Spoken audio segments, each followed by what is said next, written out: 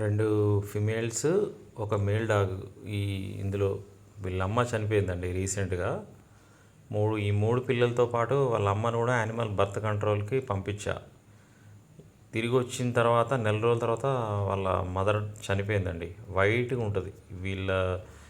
ఈ 3 పిల్లలతోని ఆ మదర్ డాగి చాలా వీడియోస్ ఉన్నాయి. చనిపోయింది. యాక్సిడెంట్ అయినట్టుగా రోడ్డు పక్కన పడిపోయింది, కానీ దెబ్బలేం లేవండి ఒంటి మీద.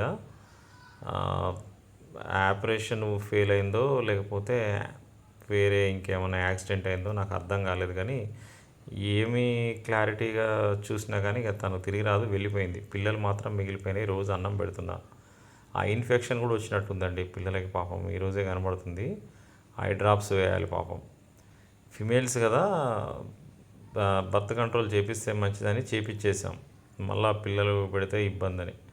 తల్లితో పాటు 3 వెళ్ళినాయి, కానీ తిరిగి వచ్చిన తర్వాత వాళ్ళ అమ్మ చనిపోయింది. వాడి కాలుకి కూడా దెబ్బ తగిలిందండి పాపం. అది కుంటుతుంది, కాలు వాసింది. దానికి కూడా మెడిసిన్ వేయాలి.